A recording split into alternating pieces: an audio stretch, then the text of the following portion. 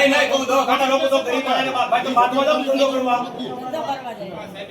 બરાબર ધંધો સાંભળો ભાઈ હવે આ ભાઈનું સાંભળો બોલો અમે ધંધો કરવા જગ્યા ફાળવી છે બાજુમાં નથી ફાળવી અમે બધાને ધંધો કરવા જગ્યા ફાળવેલી છે અમે બાજુમાં નથી ફાળવી કોકનું સાંભળો તો બરાબર આનું સાંભળો બોલો ભાઈ અમે જે કહ્યું છે કે વહેલા તે પહેલા અમે એવું થાય હું 4 મહિના 5 મહિના એક ધારું મારી જગ્યાએ આવું બરોબર હવે મને કોઈ ખબર 7 વાગે આવી બે કે ના તમે બાજુ ઓલા ભાઈ એમ કે વેલા તે પહેલા તમે જગ્યા પાડી અમને જગ્યા પાડી દીધી અમે 3 વર્ષ આ 10 વર્ષથી બે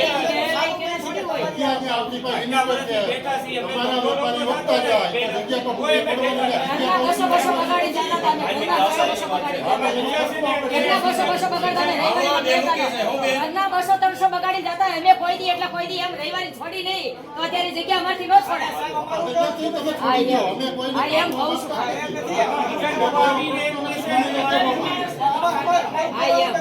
કેટલા વર્ષોથી બેહીએ છીએ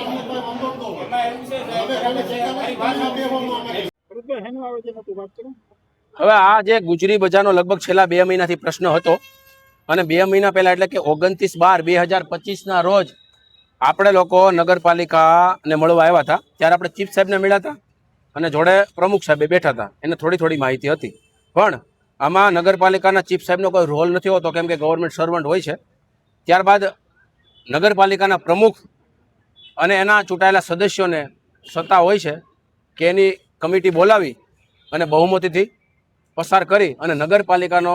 જે જગ્યા છે જે ગુજરી બજારના ગરીબ પરિવાર 400થી વધારે પરિવાર બે છે એને કાયમિક માટે જગ્યા મળે તો આજે 2 મહિના થઈ ગયા લગભગ હવે સ્થાનિક ચૂંટણી એટલે કે નગરપાલિકાની અને જિલ્લા પંચાયતની ચૂંટણી પણ નજીક હોય આચારસંહિતા લાગી જાય પછી કોઈ કામ ધંધા થાય નહીં પણ છેલ્લા 2 મહિનાનો ટાઈમ થઈ ગયો એટલે આપણે ફરીવાર આજ રોજ નગરપાલિકાના ચીફ ઓફિસરને નહીં નગરપાલિકાના પ્રમુખને મળ્યા સમય સંજોગે એક ભાઈ છે નગરપાલિકાના સદસ્ય હતા એમના હસબન્ડ એના પતિનું દુઃખદ અવસાન થઈ ગયું શ્રદ્ધાંજલિનો કાર્યક્રમ નગરપાલિકાના પ્રમુખની ચેમ્બરમાં જ હતો તો ત્યાં તમામ નગરપાલિકાના સદસ્યો હાજર હતા અને આપણે ઉગ્રથી ઉગ્ર રજૂઆત કરી છે કાયદાની ભાષામાં કે આ લોકોને ખરેખર જગ્યા મળવી જોઈએ અને જે ભાડું ભરવા માટે પણ આ તમામ વેપારી લોકો છે ટૂંકમાં નાના વેપારી છે પાથરણા પાથરી લારીઓવાળા છે એને આ જગ્યા મળી શકે તો ભાડું ભરવા તૈયાર છે 16 તારીખે આ જે ચૂંટાયેલા સભ્ય છે એનો ટર્મ પૂરી થાય છે એટલે ત્યાર પછી એ કમિટી ન બોલાવી શકે 16 તારીખે છેલ્લી બોલાવવાના જેમાં નિર્ણય થઈ જાય તો આ લોકોનો કાયમિક માટેનો પ્રશ્ન છે એ હલ થઈ જાય એટલા માટે આજ રોજ અમરેલી નગરપાલિકાના પ્રમુખને અમે લોકો હું ભરત કાતરિયા હાર્દિકભાઈ સોલંકી અને તમામ સ્થાનિક સાથી મિત્રો મુનાભાઈ અને પત્રકાર મિત્રોનો પણ આમાં સહયોગ રહ્યો છે મોટી સંખ્યામાં અમારી સાથે વેપારી લોકો જે નાના વેપારીઓ છે એ જોડાયેલા છે